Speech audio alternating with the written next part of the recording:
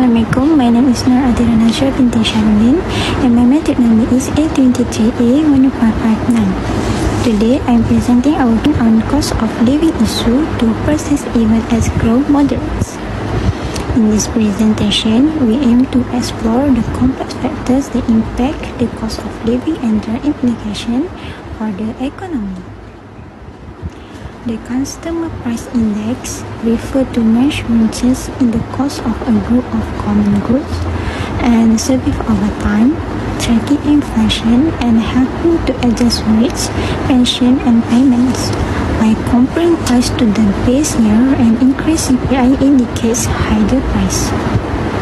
Next, the CPI tracks household consumption, measuring consumer inflation using fixed wage. The CDPPI measures price change for all final goods and services in the economy, include capital and government service, using change rate to adjust annually. The purpose of the CPI is to measure consumer inflation, while the GDPPI measures overall economic inflation and help calculate real GDP. The CPI method is to use a fixed base year and fixed item weight, while the GDPPI uses different base year and adjusts the weight each year to reflect economic change. In conclusion, the Consumer Price Index and the Gross Domestic Product Price Index are both important tools for measuring inflation, but they serve different purposes and use different methodologies. The CPI focuses on measuring consumer inflation by tracking changes in the price of a fixed set of goods and services over time, while the GDPPI provides a broader view of inflation by accounting for price change in all final goods and services, including capital and government service.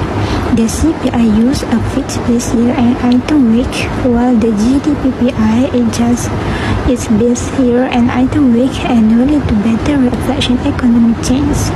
Together, these indicators offer valuable insight into price trends, with the CPI directly impacting consumer cost of living adjustment and the GDPPI informing microeconomy and measures like real GDP calculation. Thank you. Salam sejahtera doktor, my name is Dinesh Analalaki Kalidas. My matrix number is A23A2004. Today I'm gonna explain what is hyperinflation and effects of hyperinflation. Well, I'm gonna use my own notes based on my studies. Okay, inflation is a general rise in prices on goods and services, while hyperinflation is an extreme form of inflation where prices increase exponentially in a short period, often more than 50%. Okay, when it comes to effects of hyperinflation, the first effect, which is erosion of savings. Hyperinflation erodes savings by drastically reducing the purchasing power of money, meaning that the amount of savings can buy significantly fewer goods and services over time. This devaluation forces people to spend their savings quickly before prices rise further, leading to financial instability and hardship. The second effect of hyperinflation, which is increase in poverty.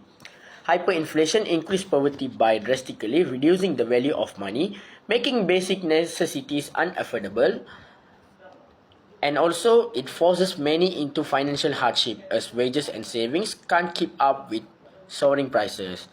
Okay, the final effect of hyperinflation, which is economic disruption. Okay, hyperinflation causes economic disruption by destabilizing markets, leading to unpredictable price changes. Business struggle to set prices, investment decline, and overall economic activity slows, resulting in widespread financial instability. That's all from me. Thank you. And sorry because I never used the slides given because I have to do some studies before present my part. That's all from me. Thank you, doctor. My name is Nurhanisa Alia binti Manazir and my metric number is A23A2661. Next is for social and political effects. There have two. The first one is social unrest, as living standard decline, inequality, recess, and trust in the government erodes, leading to protests and instability. The second is government instability. Hyperinflation can destabilize political system, as people lose faith in the government's ability to manage the economy, leading to capital flight and further currency depreciation. For protecting savings, for protective measure is safeguard saving from hyperinflation. Consider diversifying into real estate, gold, foreign currency, and short-term investment. Assalamualaikum. My name is Muhammad Taufik bin Muhammad Razif. My matric number A23A2194. Next, question 3. Inflationary spending gap of 18 billion and MPC of 0.7. 3.1.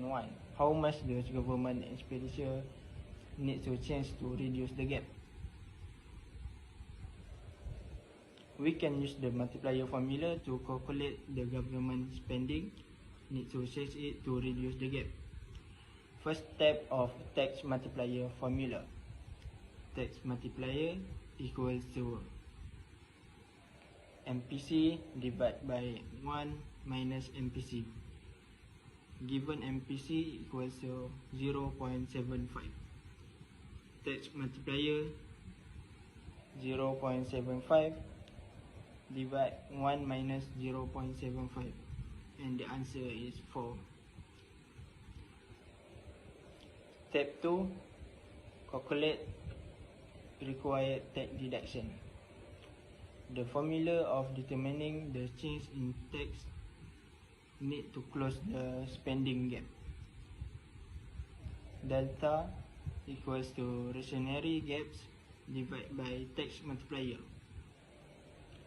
Rationary gaps equals to 18 divided by tax multiplier equals to 4, and the answer is $20 billion ringgit Malaysia. Therefore, government spending needs to increase. Therefore, government spending needs to increase by $20 billion ringgit Malaysia to reduce the spending gap of 80 million ringgit Malaysia.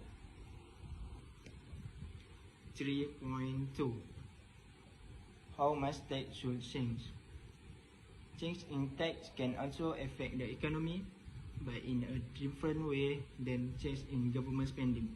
Thus, change in tax will affect disposable income, and this in turn will affect the rate of expenditure. Change in tax can use the multiplier formula for tax.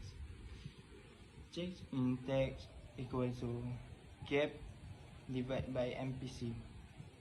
This means that if tax are reduced, it will cause an increase in the disposable income of the people and will stimulate demand.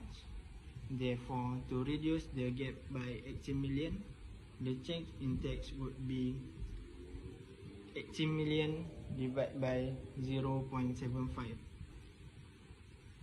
Tax equals to 106.67 billion. Therefore, tax needs to be reduced by 106.67 billion ringgit Malaysia to reduce the inflation gap. 3.3. Why are the change in G and T different? Government expenditure direct spending impact aggregate demand. Example, infrastructure project, infrastructure and project. Larger multiplier effect, less change need to reduce the gap. Tax. Tax cut increase disposable income. but not as quickly as direct spending. Smaller multiplier effect. Larger change need to reduce the gap. Conclusion. Government spending has a bigger immediate impact than tax change. That's all. My name is Siti Nur Adrana binti Ayub. My matric number is A23A2681. The next question is how much must taxes be reduced to eliminate a 100 billion recessionary gap? To eliminate the 100 billion recessionary spending gap using the NMPC of 0.80. To reduce the required tax by using the concept of tax multiplier. This refers to the effect of tax change that occur of economic output. It also illustrates how this tax change affects spending and also the overall level of economic activity. The tax multiplier also shows the amount of change in national income GDP due to a change in tax by 1 unit. Here are the calculation steps. The first one is tax multiplier formula. To determine the tax multiplier, we use the following formula. Tax multiplier equals minus MPC slash 1 minus MPC. The given MPC is 0.80. Substituting the value into the formula is tax multiplier equal minus 0.80 slash 1 minus 0.80 equal minus 4. So the tax multiplier is minus 4. The next step is required tax deduction. Next, we need to determine the amount of tax cut needed to eliminate the recessionary gap of 100 billion. The formula used is delta T recession gap slash tax multiplier. By substituting the value is delta T equal 100 billion slash minus 4 equal minus 25 billion. Therefore, taxes need to be reduced by 25 billion. Conclusion. To eliminate the recession gap of 100 billion, the government need to implement a tax reduction of 25 billion. This presentation clearly shows the relationship between the tax multiplier, tax reduction, and it affects the economy to overcome the recession gap. Thank you.